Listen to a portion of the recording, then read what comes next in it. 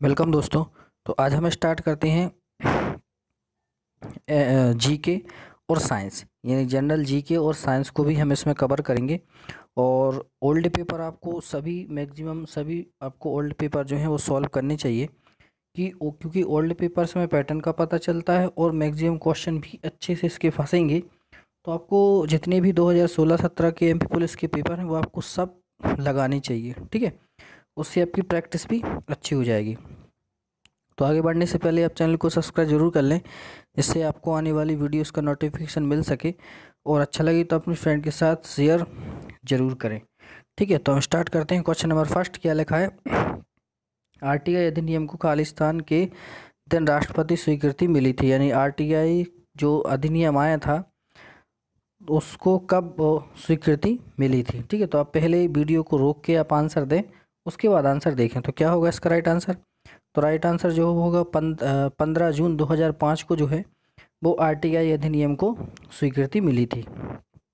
आगे, कृषि अवशेषों से सीएनजी बनाने वाला भारत का प्रथम जैव सीएनजी प्लांट कहाँ स्थित है? यानी कि अगर इसमें बोला गया है कृषि अवशेषों से सीएनजी बनाने वाला भारत का प्रथम जैव सीएनजी प्लांट कहाँ स्थित है, तो राइट आंसर क्या होगा? तो जो राइट आंसर वो होगा महाराष्ट्र, यानी महाराष्ट्र में जो है वो जैव सीएनजी प्लांट स्थित है, ठीक है। आगे बढ़ते हैं। ये मैथ का है, तो मैथ्स के जो क्वेश्चन है वो मैं इसके बाद वाले जो वीडियो आएगा इसके बाद का उसमें इंक्लूड कर दूंगा। अभी सिर्फ हम इसमें जीके और साइंस को ही देखेंगे। तो आगे देखते हैं हम क्वेश्चन नंबर 8 को, जिसमें लिखा है भारत के गृह मंत्री कौन है? ये करंट का क्वेश्चन है 2017 का। तो उस टाइम पे जो राजनाथ सिंह थे वो गृह मंत्री थे, प्रेजेंट में यही जो है वो रक्षा मंत्री हैं। और अगर हम बात करें गृह मंत्री की, तो गृह मंत्री आपको पता है अमित शाह है, ठीक है। तो ये क्वेश्चंस आप लोगों को देखने चाहिए। करंट का जो भी मैटर जितना भी है, करंट का लास्ट 6 महीने का करंट पूछता है, तो आपको करंट को भी साथ में लेके चलना है। देखते हैं प्रधानमंत्री कौन है जिनका, क्वेश्चन नंबर 9, प्रधानमंत्री कौन जिसका सबसे लंबी अवधि तक कार्यकाल रहा है? तो ये तो सबको पता है, बहुत ईजी है, जवाहरलाल नेहरू जो है वो इस राइट आंसर हो जाएगा इस क्वेश्चन का। जवाहरलाल नेहरू सबसे लंबे समय तक प्रधानमंत्री रहे हैं। उसके बाद जो है, तो उसके बाद अगर हम बात करें तो मनमोहन सिंह का रहा है 10 साल का। और फिर देखें तो अभी नरेंद्र मोदी तो कवर कर ही रहे हैं। आगे देखते हैं क्या लगा, भारत में कितने राजनीतिक दलों के पास राष्ट्रीय दल का दर्जा है, यानी नेशनल पार्टीज जो हैं वो कितनी हैं? तो नेशनल पार्टी जो है वो 7 है। कितनी है? 7। फेमस तो आपको पता ही है, बीजेपी और कांग्रेस सबसे ज़्यादा 2 पार्टी हैं। उसके बाद समाजवादी पार्टी है और आपकी आम आदमी पार्टी है। बहुत साथ बहुत सारी पार्टी हैं, ठीक है। आगे देखते हैं हम, सर्वोच्च न्यायालय के न्यायाधीशों को किसके द्वारा हटाया जा सकता है? यानी सर्वोच्च न्यायालय के जो न्यायाधीश हैं, जज हैं, उनको किसके द्वारा हटाया जा सकता है? कानून मंत्री, राष्ट्रपति, प्रधानमंत्री या संसद, ठीक है। तो जो सुप्रीम कोर्ट के जज होते हैं उनको हम हटा सकते हैं संसद के द्वारा, यानी संसद में हमें उसको बिल पास कराना पड़ता है, संसद से अनुमति लेनी पड़ती है, फिर उसको हम हटा सकते हैं। आगे देखते हैं, सतीश धवन अंतरिक्ष केंद्र कहाँ स्थित है? क्वेश्चन अच्छे लग रहे हो तो क्वेश्चन को लाइक जरूर करें।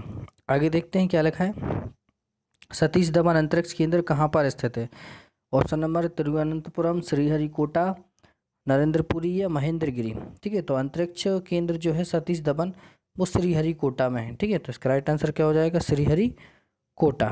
आगे देखते हैं, भारत में किस राज्य में अधिकतम वन आच्छादन फॉरेस्ट कवर है सबसे ज़्यादा, ठीक हो। और ये बात हो रही हमारी किसकी सबसे ज़्यादा वन आच्छादन, याद रखना मध्य प्रदेश में, ठीक है, ढकने के क्षेत्र से। और अगर क्षेत्रफल की बात करें तो मणिपुर में रहता है ना, मिजोरम मणिपुर में। तो ये आप लोग को याद रखने, तो इसका राइट आंसर क्या हो जाएगा? मध्य प्रदेश। सबसे ज़्यादा वन जो है वो मध्य प्रदेश में कवर यानी क्षेत्रफल में, ठीक है। आगे देखते हैं, भारत के संविधान का कौन सा अनुच्छेद जम्मू कश्मीर को विशेष स्थिति प्रदान करता है? तो ये राइट आंसर हो जाएगा 370, सभी को पता है। और 370 जो है वो अभी हट चुका है जम्मू कश्मीर से, जिसमें लद्दाख और जम्मू कश्मीर को एक अलग से केंद्र शासित प्रदेश बनाया गया है। इसको भी आप लोग देख लेना, इससे मैक्सिमम क्वेश्चन बनेंगे, ठीक है। आगे देखते हैं, भारत में 100% विद्युतीकरण प्राप्त करने वाला राज्य कौन सा? यानी कि भारत में 100% विद्युतीकरण किया गया है ऐसा कौन सा राज्य है, ठीक है। तो 100% विद्युतीकरण जो किया गया है उसका वो राज्य है गुजरात, ठीक है। ये आप लोगों को अच्छे से देखना है। तो गुजरात जो है वो इस क्वेश्चन का राइट आंसर हो जाएगा। वीडियो को आप रोक के ज़रूर आगे कवर करें। आगे देखते हैं, ये मैथ्स का क्वेश्चन है। आगे देखते हैं, लिखा है निम्नांकित में से सबसे कम उम्र का शतरंज भारतीय ग्रैंड मास्टर कौन है। ग्रैंड मास्टर यानी सबसे कम उम्र का, मिनिमम एज पूछी है इसमें। तो क्या हो जाएगा इसका राइट आंसर, तो वो होगा परिमार्जन नेगी, यानी परिमार्जन जो नेगी है वो सबसे कम उम्र का भारतीय ग्रैंड मास्टर है। ठीक है, आगे टीपू सुल्तान इस क्षेत्र के शासक थे। टीपू सुल्तान कहाँ सा शासक था, तो टीपू सुल्तान आप लोगों को पता है, ना अहमदाबाद ना अहमदनगर गुजरात, ये हैदराबाद ये है ही नहीं है, तो आंसर क्या हो जाएगा मैसूर। टीपू सुल्तान जो था वो मैसूर से रिलेट करता है। आगे देखते हैं क्या लिखा है, भारत में टोटल 12 ज्योतिर्लिंग है। भारत में 12 ज्योतिर्लिंग है, इनमें से 2 मध्य प्रदेश में। कहाँ कहाँ पे, इंदौर में तो कोई है नहीं है, यहाँ दोनों ये कट हो जाएगा। हमारा राइट आंसर हो जाएगा उज्जैन और ओमकारेश्वर। ओमकारेश्वर और उज्जैन, महाकाल है ना ओमकार उज्जैन में। आगे देखते हैं 1965 में भारत पाकिस्तान युद्ध के समय भारत के प्रधानमंत्री कौन थे। यानी 1965 में जो भारत और पाकिस्तान का युद्ध हुआ था उसमें जो है प्रधानमंत्री कौन थे, तो उसमें जो प्रधानमंत्री थे वो थे लाल बहादुर शास्त्री। और इसी युद्ध के दौरान लाल बहादुर शास्त्री ने जय जवान जय किसान का नारा दिया था। जो आता है कि जय जवान जय किसान का नारा किसने दिया था। आगे देखते हैं अंतिम मुगल सम्राट कौन था। अंतिम बहुत इंपॉर्टेंट क्वेश्चन है। अंतिम मुगल सम्राट ये जो था बहादुर शाह द्वितीय था। अंतिम मुगल सम्राट जो 1858 के करीब रहा था। इसी को फिर गिरफ्तार करके मंगूर वो म्यांमार भेज दिया गया था, रंगून। ठीक है, ये लास्ट था, यानी आखिरी अंतिम मुगल सम्राट यही था, बहादुर शाह द्वितीय। आगे देखते हैं, आगे हम देखते हैं काहिरा बांध यहाँ पर स्थित है। यानी काहिरा बांध कहाँ पर स्थित है। आप लोग को फ्रेंड्स वीडियो जरूर रोकना है, वीडियो रोके फिर आप पहले का आंसर लगाएं कि इसका क्या हो सकता है, उसके बाद आंसर देखें। तो काहिरा बांध कहाँ पर स्थित है, धार जिला, कैमूर जिला, शिवपुरी और रीवा। अगर आप ध्यान से देखें तो फ्रेंड्स आपको आंसर बहुत अच्छे से दिखाई देगा, क्योंकि वो अलग ही दिखता है आंसर, कि ये आंसर खुद बोलता है मैं इस चीज़ का आंसर हूँ। अगर देखने की नज़र हो, ठीक है, तो आप खुद देखिए ये सब जिले हैं, लेकिन सिर्फ जिला किसके साथ लगा इसमें, कैमूर जिला। तो बस यही राइट आंसर हो जाएगा हमारा, कैमूर जिला। कैमूर प्रेजेंट में कहाँ है, कटनी में है। ठीक है, भारत की किस पड़ोसी देश में सुंदरवन फैला हुआ है। सुंदरवन डेल्टा आप लोगों ने देखा होगा। अगर मैं मैप की बात करूं, सुंदरवन डेल्टा आप लोगों ने देखा होगा, तकरीबन इस साइड है पूर्वी राज्यों में। मैप आप देख लें, अच्छे से नहीं बना लेकिन आप समझ सकते हैं। इस साइड पूर्वी में असम साइड जो है वो जो सुंदरवन डेल्टा असम में होता है। ठीक, और यहीं पे आपको क्या है, बांग्लादेश है। तो बस इसका राइट आंसर क्या हो जाएगा, बांग्लादेश। यानी बांग्लादेश में जो है सुंदरवन फैला हुआ है। आगे बढ़ते हैं, प्रसिद्ध गायक तानसेन कहाँ से हैं। तो बहुत सिंपल सा क्वेश्चन है, सभी को पता है जो तानसेन है वो हमारे कहाँ से हैं, ग्वालियर से, है ना। बहुत ईजी क्वेश्चन है। ठीक, आगे चलते हैं। आगे हम देखते हैं, तो लिखा है सोन नदी का उद्गम स्थान कहाँ, किसके समीप है सोन नदी। ठीक है, तो डिंडोरी, अमरकंटक, उमरिया या खजुराहो। तो खजुराहो में नहीं है, उमरिया नहीं है, तो राइट आंसर क्या हो जाएगा, तो हमारा जो राइट आंसर है वो हो जाएगा अमरकंटक। यानी अमरकंटक से क्या है, सोन नदी निकली हुई है, यही हमारा राइट आंसर हो जाएगा। अमरकंटक से एक और नदी निकली है, कौन सी, नर्मदा नदी, और एक और निकली है महानदी, जो प्रेजेंट में कहाँ पे, छत्तीसगढ़ में। 3 नदियाँ अमरकंटक उससे निकली थी, लेकिन अभी सिर्फ अमरकंटक जो सोन नदी। ठीक है, ये राइट आंसर हो जाएगा। आगे देखते हैं, यहाँ से स्टार्ट होता है हमारा साइंस का पार्ट। ठीक है, तो साइंस में क्या है, बहुकोशिकीय जीवों के विषय में गलत तथ्य चयन कीजिए। नहीं, बहुकोशिकीय बहुत सारी कोशिकाएं, प्रत्येक प्रकार की कोशिका विशिष्ट कार्य करने के लिए होती है, सभी कार्य करती है, सभी कोशिका समरूप होती हैं या उनका अलग अस्तित्व होता है। तो अलग बात यहाँ आएगी नहीं, तो ये आंसर हमारा हो नहीं सकता। तो क्या होगा इसका राइट आंसर, तो इसका जो राइट आंसर वो होगा ऑप्शन नंबर 3, सभी कोशिकाएं जो हैं वो समरूप होती हैं, यानी एक जैसी होती हैं। आगे देखते हैं, आगे हम बात करें तो क्वेश्चन नंबर 8 क्या लिखा है, समतल दर्पण में आभासी प्रतिबिंब सदैव इस पर निर्भर करता है। यानी आभासी प्रतिबिंब जो है वो कहाँ पर बनता है, तो आभासी प्रतिबिंब आपने देखा होगा दर्पण के पीछे बनता है। तो बस यही राइट आंसर हो जाएगा हमारा, दर्पण के पीछे बनता है। नेक्स्ट हम देखते हैं क्या लिखा है, उस संरचना का नाम बताइए जो पशु कोशिका के में आसपास के परिवेश से कोशिका अवयव को पृथक करती है, यानी कि अलग करती है। तो क्या होगा राइट आंसर होगा कोशिका झिल्ली। यानी कोशिका झिल्ली जो है वो जंतु कोशिका या पशु कोशिका को अलग करती है। आगे देखते हैं हम, गेहूँ एक बीज पत्री है क्योंकि इसमें रेशेदार जड़ प्रणाली है, इसमें संयुक्त पत्तियां हैं, संवहनीय बंडल वलय में व्यवस्थित है, पौधों की पत्तियों में जाली का रूप सिरा संरचना है। तो गेहूँ क्या है, गेहूँ है एक रेशेदार जड़ प्रणाली। आपने देखा होगा गेहूँ की बाली वगैरह जो होती हैं वो एक जड़ प्रणाली। ठीक है, आगे देखते हैं हम।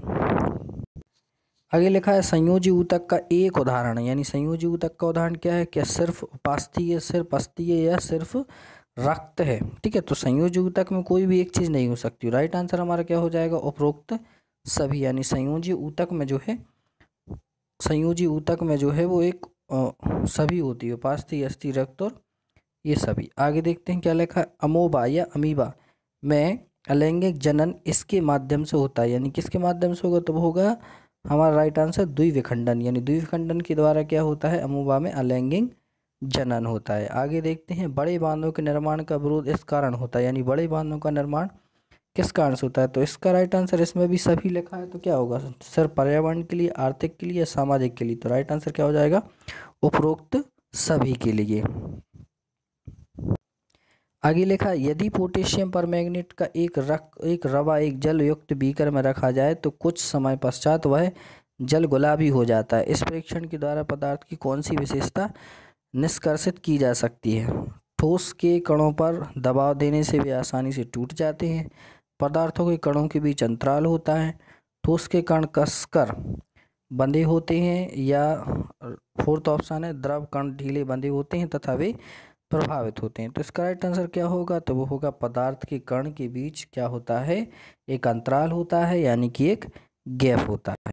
आगे देखते हैं क्वेश्चन नंबर 21 क्या लिखा है, निम्न में से कौन सा एक तापसु घट्ट है। तापसु घट्ट का मतलब क्या होता है, यानी कि एक ऐसी चीज़ जो क्या हो नष्ट नहीं की जा सकती, तो वो होती है पीवीसी। पीवीसी का आप लोगों को पूरा नाम याद रखना है। पीवीसी का पूरा नाम होता है पॉलीविनाइल क्लोराइड। क्या होता है, पॉलीविनाइल क्लोराइड पीवीसी का पूरा नाम होता है। एक ताप सुघट्ट है। जब एक दंड चुंबक दो बराबर भागों में काटा जाता है तो उसका क्या हो जाता है, दो बराबर भागों में काटने से दंड चुंबक को एक भाग उत्तरी ध्रुव हो जाता है, दोनों भागों का चुंबकत्व चला जाता है, या वृद्धि हो जाती है, या चुंबक बन जाता है। तो क्या होता है, जब भी हम, आपको दो चुंबक ऐसे आपने देखे होंगे, एक नॉर्थ पोल होता है, एक साउथ पोल होता है। अगर हम इसको बीच में से काट दें, यानी यहाँ से, तो दोनों क्या हो जाती हैं, एक प्रकार से नया एक चुंबक बन जाता है। ठीक है, सौर सेल इसके बने होते हैं। सौर सेल किसके बने होते हैं, इंसुलेटर के, अर्धचालक, अतिचालक या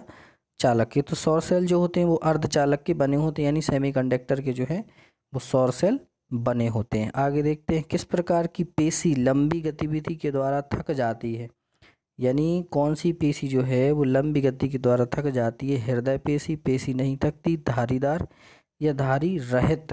तो राइट आंसर क्या होगा, धारीदार, यानी धारीदार पेशी जो है वो लंबी गतिविधि के द्वारा थक जाती है। निम्न में से क्या अत्यधिक ठंड के विरुद्ध ध्रुवीय भालू को रोदन प्रदान करता है, यानी कौन सा जो है वो ठंड में रोदन प्रदान करता है। तो राइट आंसर क्या हो जाएगा, बसा परत। आगे देखते हैं निम्न में से कौन एक संपर्क बल का उदाहरण है। संपर्क बल मतलब क्या होता है, घर्षणी बल या गुरुत्वीय बल या स्थिर विद्युतीय बल। तो राइट आंसर हमारा हो जाएगा घर्षण बल। ठीक है, आगे नीचे दिए गए प्रकारों में से एक कार्य श्वास नली में सी आकार वाले उपास्थि युक्त बलियों द्वारा नहीं किया जाता, उसे पहचाने। यानी स्वास्थ्य युक्त बलियों द्वारा एक ऐसी चीज़ है जो नहीं किया जाता, तो वो क्या हो जाएगा, तो जो राइट आंसर है वो हो जाएगा हमारा ऑप्शन नंबर 2, O2 के, यानी ऑक्सीजन के अणु में मदद करता है। ठीक है, तो ये हमारा लास्ट क्वेश्चन था। तो अगर आपको वीडियो अच्छा लगा हो तो आप वीडियो को लाइक ज़रूर करें। चैनल को फर्स्ट टाइम विजिट कर रहे हो तो चैनल को सब्सक्राइब जरूर करें। मिलते हैं हम नेक्स्ट वीडियो में। मैथ्स की वीडियो रहेगी, इसके बाद आपको डिस्क्रिप्शन में लिंक भी मिल जाएगी।